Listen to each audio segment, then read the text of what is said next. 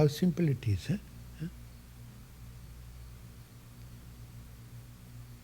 That's what. It is in simplicity. Where does the kingdom lie? Not among the scholarly people, men of learning, but among the children. Why? They are still simple. They never complicated their mind. The mind is pure. So that's where you see God.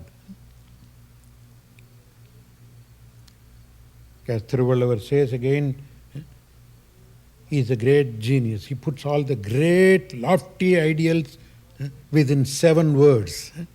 4 words, 1 line, 3 words, another line, which is called Kural. We very often say that.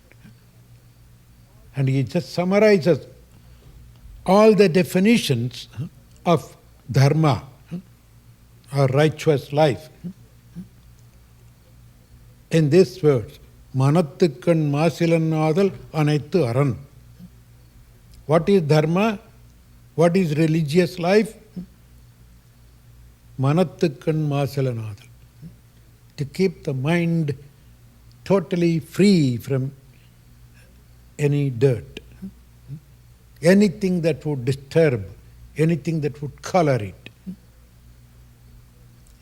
It's almost like Patanjali's Chitta Vritti Nirodham. He didn't say keep the good vrittis and destroy renounce the bad vrittis. A vritti is a vritti. A wave is a wave. It will make the mind lose its balance. So, manattukkan masilan. Keep the mind completely free from anything that would create turbulence in it. That is all dharma. Anaithu aran. And then he still wondered, there are 3 more words to fill up. 1 line he said that. Then so he added the opposite also. What about the rest? Trash. All the rest is trash. Agula neera pira. Whatever you do, make sure your mind is clean, disturbance free, fully balanced. Without that goal to achieve, everything else that you do, you may build a huge temple, huge ashrams, churches, synagogues, or kingdoms. They're all trash. If you allow your mind to get disturbed and lose its balance. So it's not what you do. Are you doing it with that total balance of mind?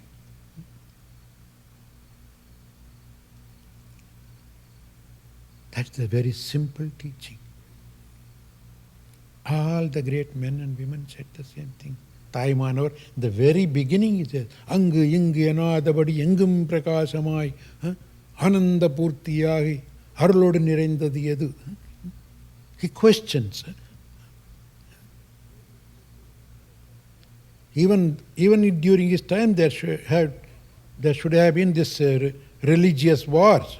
Thandeivam endeivam என்று எங்கும் தொடர்ந்து எதிர் வழக்கிடவும் நின்றது எது? Which one stood there right in the middle while people were torturing themselves, fighting in the name of it? It stood in the middle. He asked, Adu, it. That it stood there.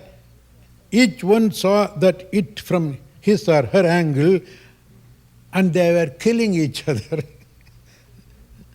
Taiwan would beautifully say, Thandeivam, Yandeiv, my God, your God. என்று எங்கும் தொடர்ந்து எதிர்வழக்கிடவும் argumented, debates, fighting.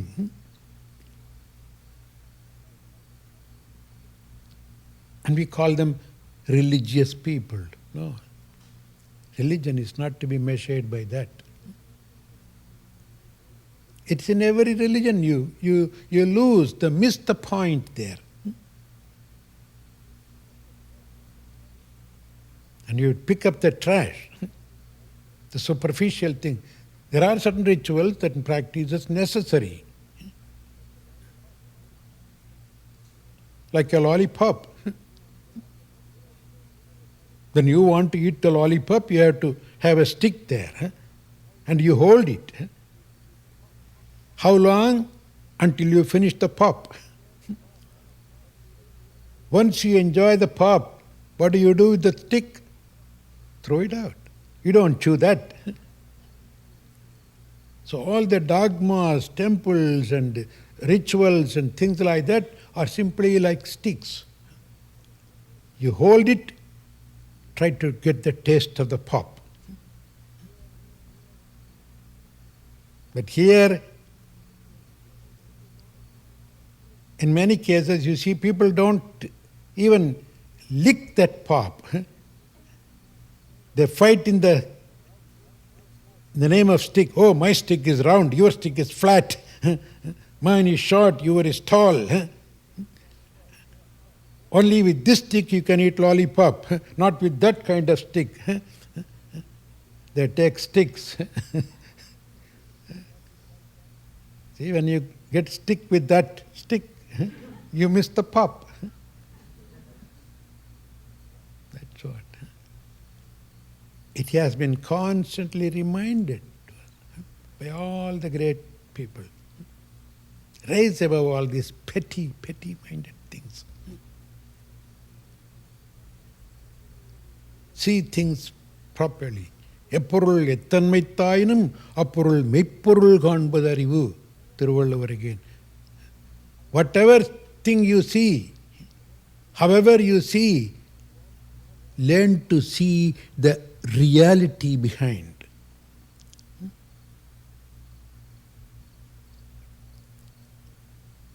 That means there's a lot of self-preparation for that.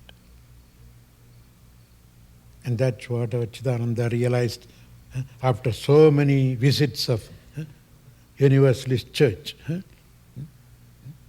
It's simple, but looks like hard to apply. It's not really hard. It never meant to be hard. We make it hard. For a child, it's very simple. For a child, it's very simple. Look at that girl, when she was a little girl, Padma, not even two plus probably. One night, we were there in her town, and after I returned after a night lecture somewhere in a temple, it was past midnight, and then many people followed me, and we were all sitting and talking. And this girl was just lying on mother's lap, listening to, and slowly dozed off. Then she woke up and told the mommy, "Mommy, I just want to go to the bathroom and come back." Fortunately, in the cities, in the India and Ceylon areas, in those days we never had bathrooms built into the kitchen or into the bedroom. You have to go out of the house, and there is a small outhouse. Past midnight, she just got up and started walking, and the mommy got a little scared. Padma, wait. Take a light. It's too dark there. Don't go alone. Shall I come with you? I still remember that. That girl stood there and looked at mommy and laughed. I said, "Why are you laughing at? Mommy, when am I alone? Didn't you hear Swamiji saying, the Kannan is with me always? 2 plus. She was the Lord as Krishna, Kannan. Why should I be afraid of going alone? I'm not going alone. Kannan is with me. You should have seen your mother's face.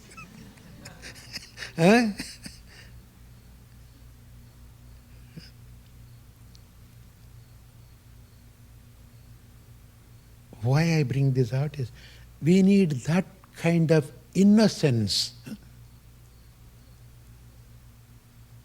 It is in the innocence. You are a child. It is in that innocent mind God shines beautifully.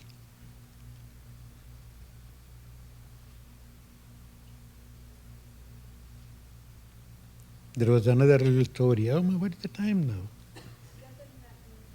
now? It matters, no? No? Oh.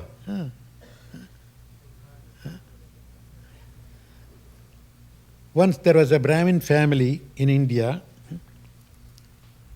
and as you know, the Brahmins are very ritualistic, scholarly, all Vedic chants and this and that. And every day is a poor family. But every day he will go into the shrine room for 3.5, 4 hours, he will do the puja. And of course, toward the end of the puja, you need some prasad to be offered. Unfortunately, they don't have much money even to make nice prasad. So the day before, he would have gone out, begged a little, what do you call that, cream of wheat, and a little sugar and a butter, just to tell, please, I need a little for prasad. Somebody would have given him. Every day he goes out, somebody gives some ingredients for a little prasad, and all he gets is only very little, to make probably half a cup full of halwa. And he will give it to his wife. Carefully make this. Keep it clean, because I have to offer it to God. So every day, toward the end of the puja, the lady of the house will bring the prasad and he will put it in front. And then when you leave the food in front of God, you close the curtain so that God can eat quietly. Because when you eat, you don't keep talking. And that's the custom. So they close the curtain. Everybody walks out, waits a little. Sometimes the bells will ring. Then after a while he will go in, then open the curtain, everybody will come in. He will all prostrate and get holy ash and the kumkum, a little tulsi water, but no prasad. Why? Because God ate the prasad. And the whole family knows that. The wife knows, that the son knows, that every day when Papa does the puja, literally God comes and eats that prasad, halwa. That's why he goes around every day to collect a little ingredient, and mommy makes it so clean. It went on for several months, or even years. One day, there is a test for everything.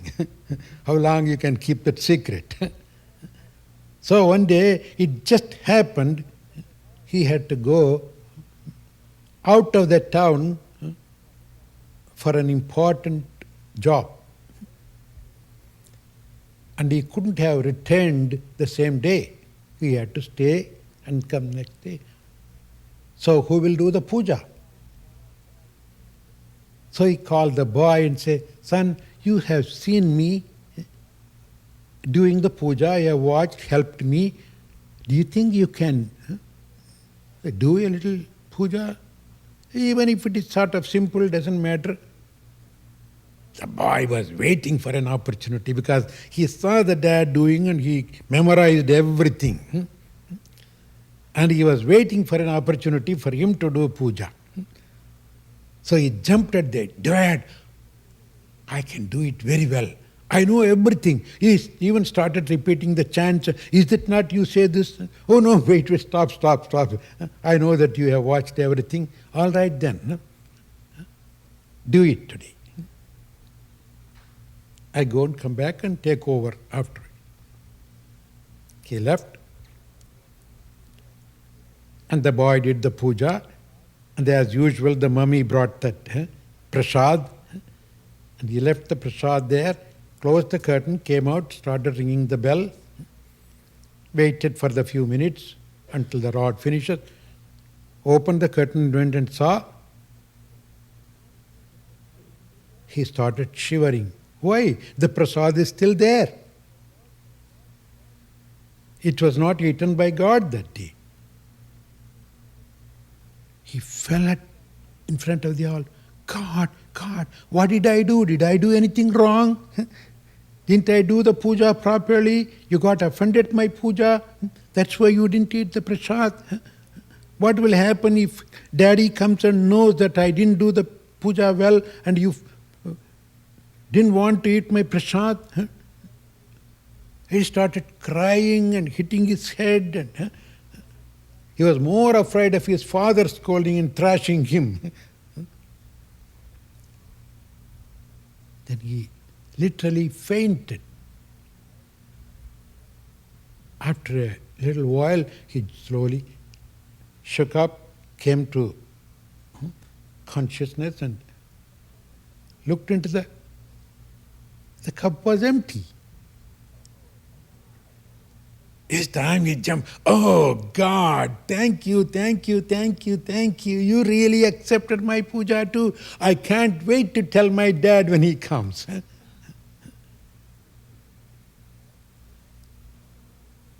The next day, Dad came, he ran in front, Daddy, God accepted my puja also. Is it so? Yes, Daddy, he even ate the prasad as he did to your puja.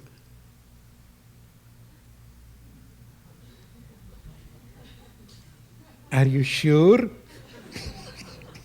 Yes, Daddy, there's no doubt about it. You see that? He did eat. You rascal, are you telling me the truth? Why, Dad? You think God will accept only your puja and not my puja? He did it. Somehow the father, maybe this culprit knew the secret, because all these days, when he closed the curtain, stands out, he is the one to go first. He will gobble it himself. Because that was one weakness for him. Just to finish off all the prasad, he can't even share it with his wife or child. And the only way is God ate all the prasad. So when the boy also said that, he thought maybe the boy must have sneaked and realized, found out what happens, and he did the same thing and he is telling me the lie, returning my lie. Okay, all right then, do it tomorrow. You do the puja tomorrow also. Okay, Dad, sure I will do. The next day also it happened, puja. And then curtain closed, they all came out. When the curtain opened, the prasad was still sitting there. Imagine, So the dad really got wild, started thrashing him. I said, God, why do you forsake me? Yesterday you did eat. Why didn't you eat today? He was crying to God. At one point, when the thrashing came to the climax, both heard a voice, asariri. We call it asariri. That means a bodiless voice. My child, don't cry. I couldn't eat it because your daddy is there.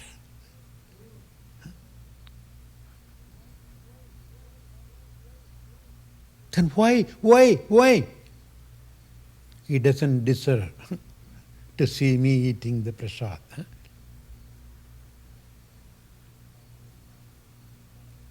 Imagine the scholarly dad. He immediately fell at the feet of the little boy, held him, you are my eye-opener. All these days, I was simply exhibiting my literacy and capability of doing great puja.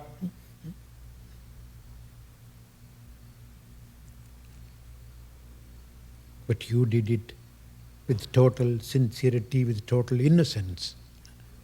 God accepted your puja. There are many real stories. It's not just a cooked up story. You might be probably remembering me, another boy who did the puja to that pig, the calf, tied the pig. He took that as a Shivalinga and started pouring the milk, and the Brahmin got wild. And he came and hit the pig, blood came out. The Lord appeared from the vision. And even today there is a village where it happened, and the village is named as Kandrapur. Kandru, calf, Apu, the pig. The village where the pig of the calf became the shrine. Even today in South India, if you go, you can see that village, Kandrapur. So it's not really something very cooked up story. If only we have that innocence, nothing is impossible. God is ready to come to do anything you want.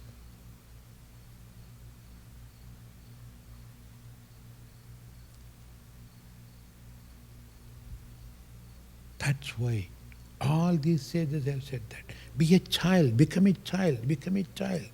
You don't have to be childish, but become a childlike person. The innocence of that child, the simplicity of that child, without any jealousy, hatred, lust, greed, big discriminations, rich and poor and black and white, this ism, that ism. Children don't bother about all these things. All are equal to them.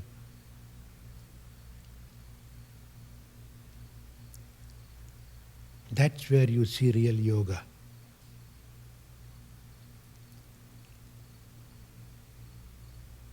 It is that kind of love all these great men and women led. And by their example, they were telling us how to live.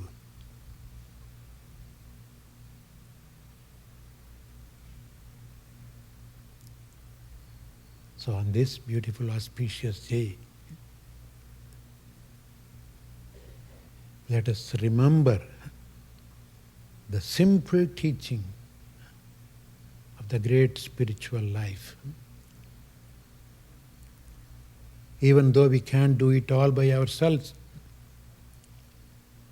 let us sincerely seek the help of these great sages and saints to guide us, to help us, to give us strength to follow this simple teaching, to get to the great height of spirituality.